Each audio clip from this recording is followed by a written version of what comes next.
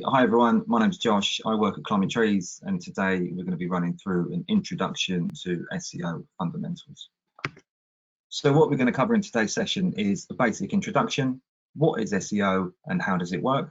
The different silos of what SEO can be, so on-site, technical and off-site, competitor research and how we can do it, how we can track performance, what some emerging trends are within the SEO space, some key takeaways and some resources that you may find valuable. So first things first, my journey so far. My first introduction to marketing and SEO was within my business apprenticeship. As I completed my apprenticeship, I managed to get a marketing assistant position in one of the local towns. I moved on from there, managed to get a marketing manager job. I've been at Climbing Trees now for 4 years, and I'm lucky enough to head up the department and work for some fantastic clients. What I enjoy within SEO is seeing all of the algorithm changes, the constant need to learn and improve upon one's skills, and how interactive it is and how much you can rely on your fellow colleagues to make your campaigns and strategies work. So just an outline on Climbing Trees and who we are. So we're not like most other businesses. Our main mission is to make a positive impact on the world. We're passionate about working with other brands and clients who are aligned with our values and ethics. And on top of that, we've committed to planting 1 million trees and becoming net zero by 2030. So first things first, what is SEO? SEO is essentially the practice and process of improving your website's organic visibility by ensuring that each web page is optimized and set up for predominantly users and crawlers. Various formats, as we mentioned, and silos begin within SEO, and that could be on-site, that can be technical, and then your off-site attributes as well. More and more we found that the more optimized your site is for end users opposed to crawlers and search engines, the more likely you are to be rewarded with higher rankings and higher sessions and all those other good metrics that we'd like to see throughout our campaigns. An interesting fact that we found out when we was creating this presentation is on average only 50% of people know the difference between a paid and organic listing. So I thought this would be a great place to start. Hopefully everyone can see this night print screen of some laptops, and we're just going to quickly outline the different features in terms of what's on this search engine result page. In green, we've got paid for ads, and these are typically in the format of text ads, or you've got shopping ads. In blue, hopefully everyone can see #1 ranking URL, so educational content in forms of people also ask. You can often have feature snippets and other form of schema markup data. And then you've also got some video content that's being organically pulled through as a search feature. So how does SEO work? Essentially, Google and other search engine crawlers crawl sites, scrape sites, and find out all of the URLs that actually are held on your website. Algorithms will then analyze each of those individual URLs against hundreds of ranking factors. Each search engine is designed to surface authoritative and relevant URLs based on what that initial seed keyword is. So if you're searching for Nike shoes, it's the authority and the trustworthiness of those URLs that tells Google and other search engines that we deserve to rank for that keyword. Unlike paid advertising, you can't pay to improve your rankings. It's a long-term strategy, and it's often a multifaceted strategy. So it's reliant on putting users first, making sure that we've got SEO considered when we're starting a campaign, opposed to trying to bring it in halfway through, because it can take some time for things to pick up once we've made those initial changes. So the first type of SEO we'd like to look at is on-site SEO. Just looking at what on-site SEO is, it's essentially the on-page elements that we can change to improve the likelihood of ranking for keywords. So we've just annotated and pulled up a print screen version of the Climbing Trees site. In the right-hand side print screen, you can see we've got URL, title tag, and meta description. The below print screen, we've got H1, page content. That can include your internal links and your other forms of content as well. Making sure that all of these elements are set up for the end user, including relevant keywords, making sure that it's user-friendly is a great place to start in terms of finding out and making sure that your website is going to rank for relevant keywords. But talking about keywords, how can we find out some keywords that are relevant to my site? Keyword research is going to be something that underpins any form of organic strategy. So you can do keyword research in Google Ads, you can do keyword research based on questions, you can do keyword research by speaking to internal stakeholders and what they want to prioritize, and you can also do research based on what your competitors are doing.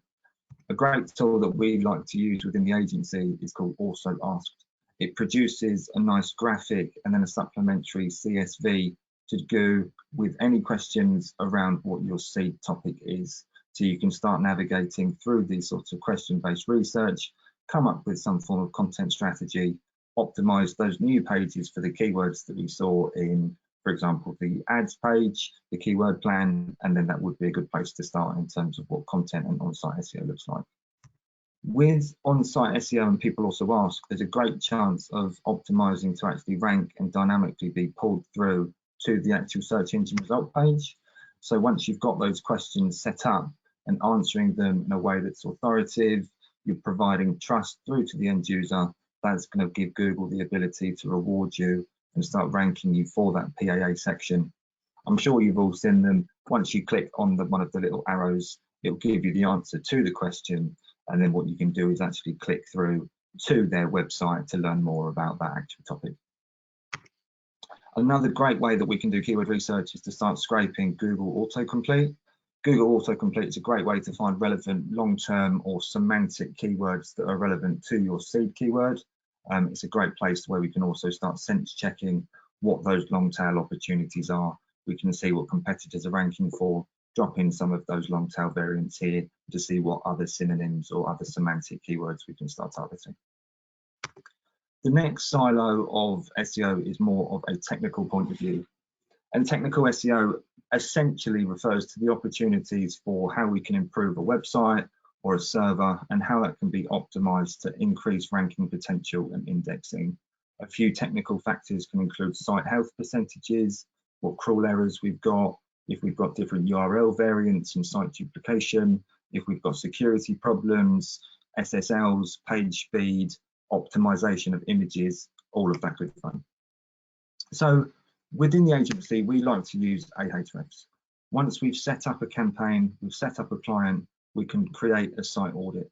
And these audits will typically categorize any issues associated with the site with errors, warnings, and notices. This is a great place where we can start almost prioritizing the work that needs to be done in terms of errors, typically the most dramatic problems. This is going to be a great place to start in terms of these are going to be the things that might be the quick fixes for a quick turnaround. And you also get the good site health score, so you can benchmark against where we were before the technical campaign and then where we've got to after the technical campaign. Like I said, if you work top down from errors through to warnings, you're likely to see a quicker uplift in terms of cherry picking what those priorities are, opposed to working through, all of the warnings or something first.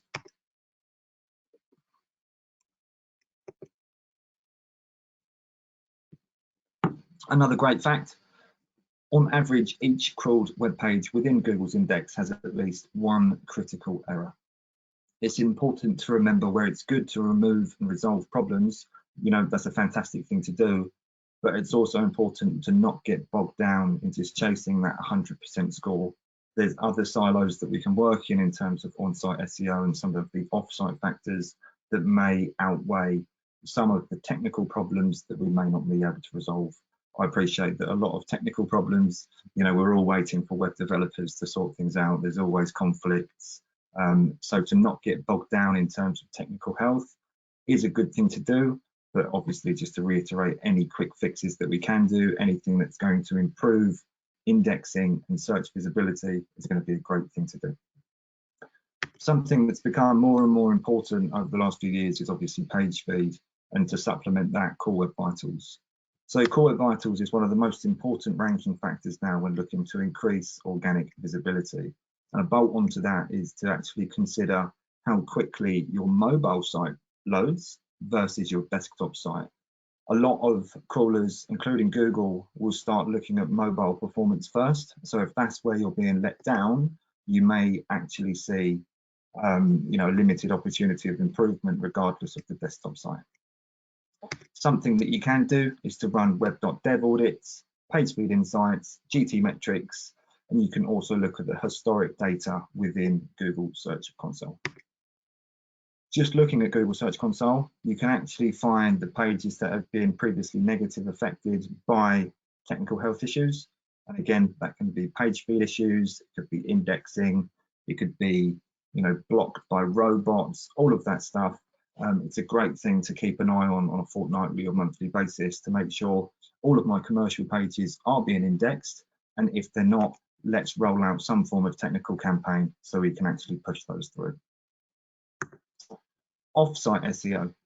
So this is all about link building and citations and what they all are essentially.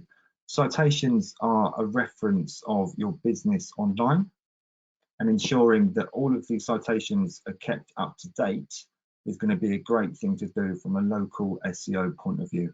If we've got conflicting citations, we can see that the Climbing Trees one there, the office is in Earls Coombe near Colchester. If we had other citations referencing our old address, for example, that is 100% going to negatively affect our local SEO performance. There's a strong correlation as well between the more optimized and high quality citations you've got, the higher you're going to rank for those location-based keywords. External links. So backlinks are important, and we all know that backlinks are important. They provide trust, they provide authoritativeness to search engines like Google. They show that your website's well established. Google is one of the first search engines to correlate the age of a domain versus the amount of external URLs they've got versus a new website that was only set up last week. If they've got one and that I've got 10 and my website or domain is 10 years old, I'm always going to outrank a URL that's new and it doesn't have as many referring domains. It's a great way that we can improve ranking potential as well by making sure that our anchor text and our external links are relevant and going through to relevant pages. Typically, there's two ways that we can acquire new backlinks. We can do link attraction. So this is going to be having a great piece of long form content on my website, and I'm going to be publishing it on my social media profiles. I'm going to be making a song and dance about it internally, hoping to get picked up by some of the national press or industry news, and it almost organically just attracts external and third-party links. And then we've got manual link building.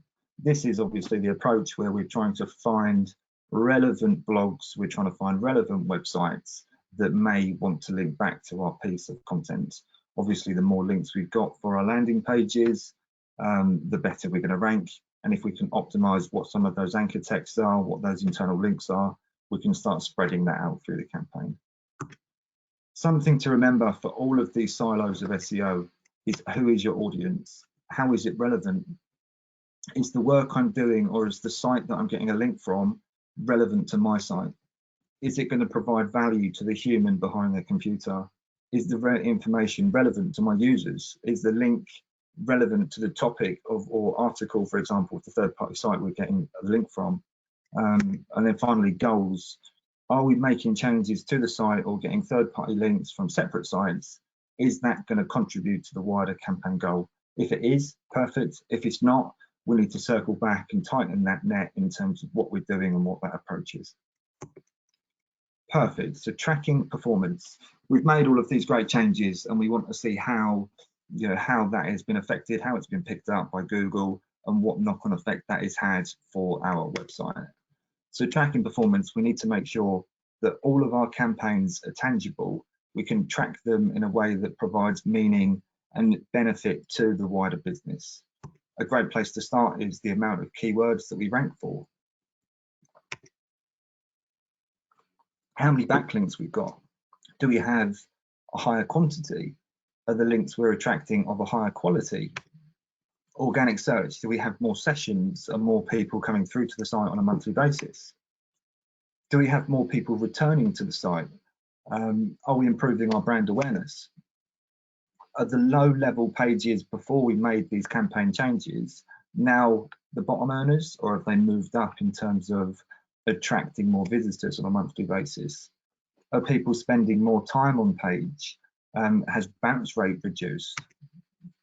Domain authority, have we increased that metric? And there's other variants that you can use if you're not using Moz's domain authority metric, but having a good understanding of what your baseline is and where that's moved forward to obviously shows value to the campaigns that you've pushed out. And then for other clients, it could be conversions, it could be bounce rate reduction, mobile traffic percentage, how are people navigating through the site in terms of behavior and demographics, has CTR improved? Within the agency, we like to use both analytics and Search Console.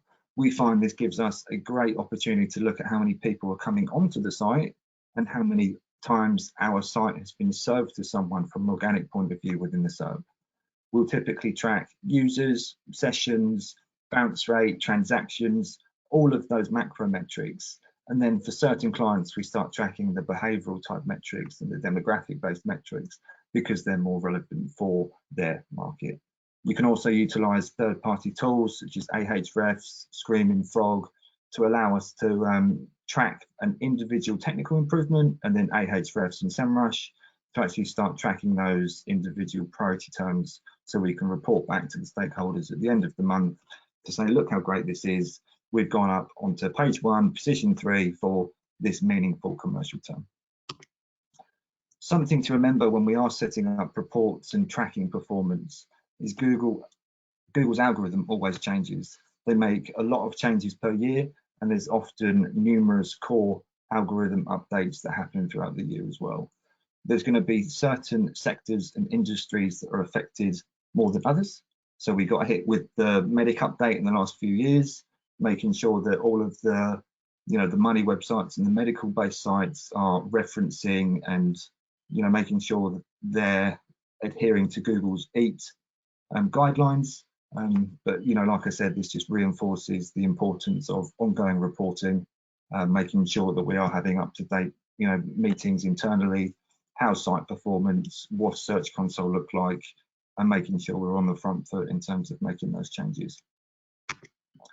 So competitor analysis, what is it and why is it important?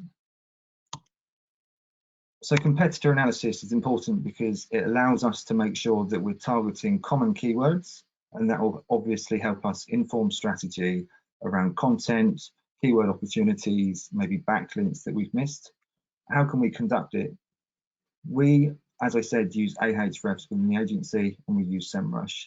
We can gain a better understanding of our competitors by popping in those URLs of the competitors and seeing how their estimated traffic is versus ours, how many links they've got, what their link growth looks like, and again, start overlaying competitor analysis from a keyword point of view.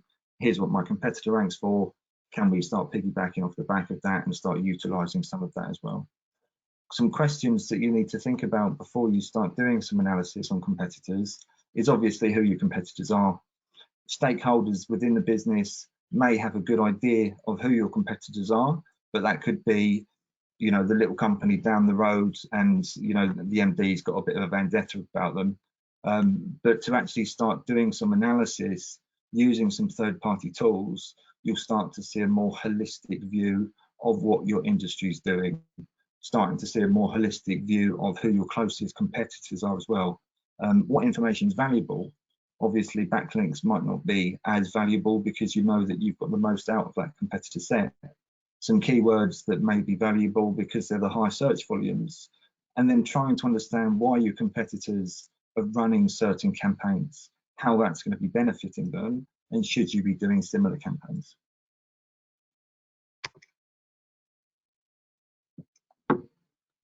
So from a link building point of view and backlink profile, I've just pulled up this analysis piece from Ahrefs comparing Nike versus Adidas.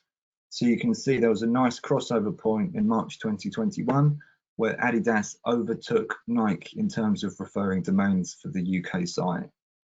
If this was me and I noticed this for one of my clients, you could start looking into what new links have been acquired after that period, and then start outreaching to them too, start pumping out some similar content that seems to be acquiring the higher volume links and the higher quality sorts of links as well. So a full competitor analysis will help you frame your approach. And I think this is critical when you're starting to ideate new campaigns around keywords and strategy. It will help you prioritize missed opportunities.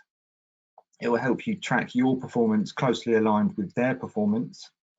And it will sense check your own ideas in relation to what you think your targets are. A lot of times, we've all had it, like I said, the MD is going to say this is the keyword we're going to go after because it's what they think is the priority. If we can then formulate some form of strategy around what competitors are doing and almost circle back to that as a secondary keyword, you'll see a bigger uplift in terms of what that session increases, ability to rank for keywords. And it's just almost framing your approach to make sure you're doing what is best for the website. So from tools for success, these are just some tools that we use within the agency. So for reporting, as I mentioned, Google Analytics and Google Search Console. To make things a little bit more visual, we start overlaying that data within Google Data Studio. Some nice shiny graphs always helps clients. Link acquisition. So as I mentioned, Moz is a great way that we can start comparing URLs from a domain authority point of view. You've got those correlations between trust and authoritativeness with that obvious metric. To actually outreach, we've used BuzzStream and we've used SEMrush. Both tools are really good for that approach. Technical audits, we use Ahrefs, SEMrush and Screaming Frog.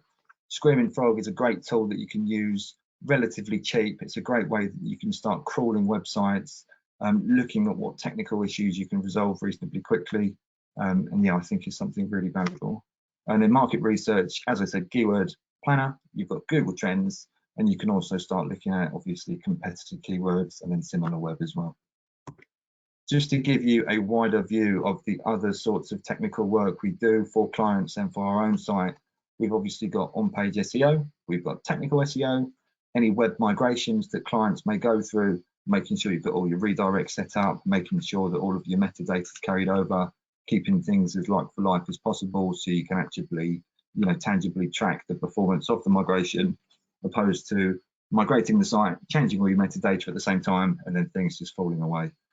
Link building, and then the high quality online PR variants, citation building from a local SEO point of view, and then obviously SEO copywriting just to support any of that above mentioned work that we're trying to do. So emerging trends. As I mentioned, the algorithms are always changing and Google's obviously changing what their ranking factors are. More and more we're being asked within the agency how we can start optimizing for voice. That ties heavily within content strategy and how you're structuring your content, making sure that you're answering questions using PAA research, making sure that everything's tied together in a nice hierarchy point of view on page. You're going to increase the chances of being able to rank for those voice related keywords as well. Images, usability and accessibility is massive. Core Web Vitals and page speed analysis always typically comes back to how images are structured on your web page. Are they too big? Are they the wrong format? Are they wasting space in terms of that allocation and render blocking, all that good fun, making sure that images are in a way that makes sense to your page, making sure they fit the elements, uploaded in a good size is always going to be a good thing to do. Local SEO, as we mentioned, more and more people are starting to use mobile devices. Local SEO is only going to become more and more important if you're trying to optimize, your local chip shop, or if you're trying to optimize a, national website that's got many different departments. Local SEO is going to be a great way that you can increase that brand awareness, increase that ability to attract people that are relevant to your site. And then finally, video, making sure that you're utilizing other organic channels and other channels. You'll often see that if you can supplement organic campaigns with some paid campaigns, you've got video to support it, you'll often see a stronger push in terms of that uplift. So key takeaways. Make SEO part of your big picture strategy. Often we have conversations with clients that they've got through all of this campaign and they've had SEO as an afterthought. SEO is something that we're going to do, make changes to a site, and that might not be picked up by Google and other search engines for a period of weeks or months. Utilize long tail keywords. if you're new to the space, for example, or if you're trying to increase the amount of keywords that you're ranking for, using long tail or semantic variants of that keyword, or people also ask queries instead, will allow you to dominate that SERP. You're able to be ranking for different keywords, different variants, and that will just really help long term have that, you know, foot above the competitors. And then incorporate SEO from the beginning. You know, like I've been saying, SEO is a long-term strategy. The quicker we can make these changes, the quicker we can set up the reports to track what we've done, the more reactive we can be in terms of monitoring that performance of that campaign. I've just dropped in some free resources that we often share with either new starters or clients that are looking to further their understanding. So we've got some latest news from an SEO point of view, some SEO tools, some training and some qualifications that, you know, the big guys do. Next, we've got an SEO glossary, just in case anything didn't make sense. I'll just leave that on the screen for a second.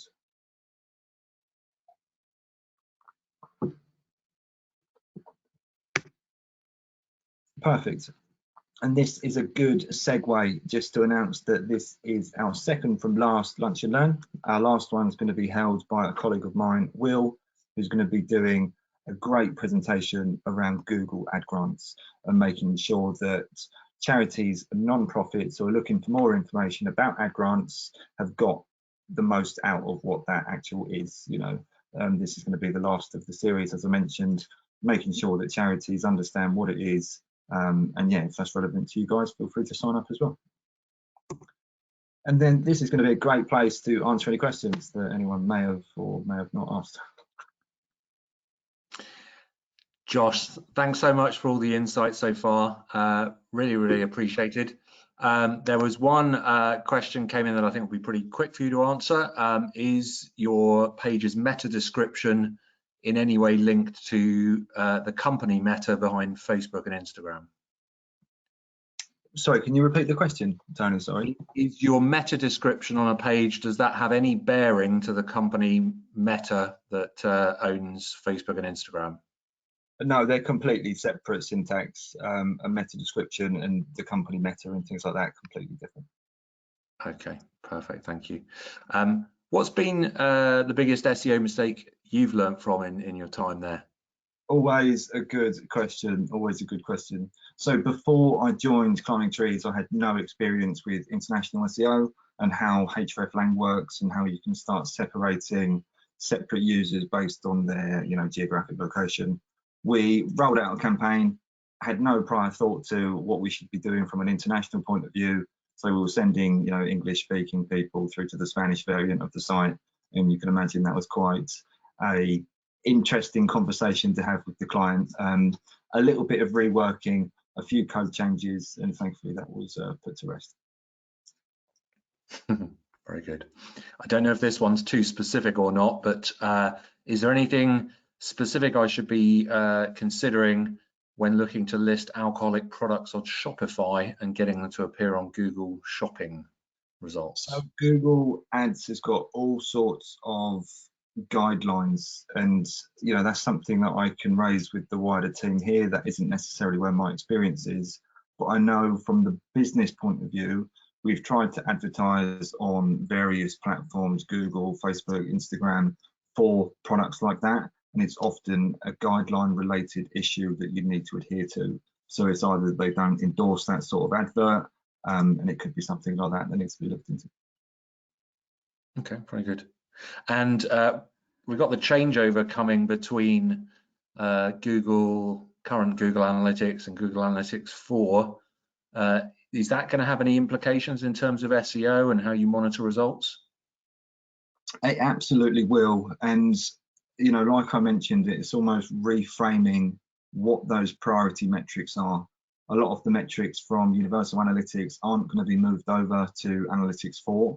So it's making sure you've got Analytics 4 set up as soon as possible, making sure we're starting to attract that legacy data. So we've got that clear runway up until July 2023, and framing that with stakeholders within the business to say these are the metrics that we're setting reports up for, and then maybe looking into any other third-party tools where you need to actually pick up some of the legacy information from Universal Analytics. Very good, thank you. Are there any easily missed errors in SEO which you can easily spot and fix? So I guess what would be your top hit list of things to focus on? Yeah, absolutely. And I think, you know, more and more SEO comes back to providing quality to the end user. So if you're looking through your site and you think this is a little bit too, what's the word, you know, straitjacketed, it's very optimized, it might actually be worth just toning it down a bit, making sure that you're answering questions, making sure you're providing value to the end user is often a way that you can get that quick uplift. You know, gone are the days that we need to optimize a site purely for search engines. Other things you can look into is mobile performance. As soon as we onboard a new client, we're going to be looking at core vitals, we're going to be looking at how their site renders on mobile, for example. You know, how quickly does it take to load for mobile? You know, again, as I referenced in our talk, a lot of web pages are indexed mobile first. So if there's going to be issues associated with your mobile site, that could be negatively affecting your desktop site as well. Thank you. And last but not least, what do you prefer about working for an agency rather than working in-house? Great question, great question. Within an in-house environment, you know, you've got stakeholders that you're looking into in terms of this is what the priority is, this is what the campaign is that I'm doing, we've got X product release. It's that, but on such a wider scale. You know, the thing that I so enjoy within an agency environment is what I'm doing today, if I wasn't doing this webinar, isn't going to be what I do tomorrow. You know, there's so many different clients that we work with. The work that we've agreed to do for them is so different. You know, sometimes it can be, you know, that top level PR based outreach. It could be a deep dive in terms of international SEO. It could be website migrations. And I think the type of work that you're going to be doing in an agency is going to be something that almost supercharges your career because you're opened into, you know, so much more of a diverse position. Hopefully that makes sense. Very good. Josh, been a really interesting session today. Thank you so much for making the time to help us all. And the recording will be out with you via email over the coming days. So thanks a lot and look forward to seeing you on the next sessions. Perfect. Thanks for everyone joining. It's been great to run through some SEO fundamentals. And yeah, if you've got any other questions, please do reach out.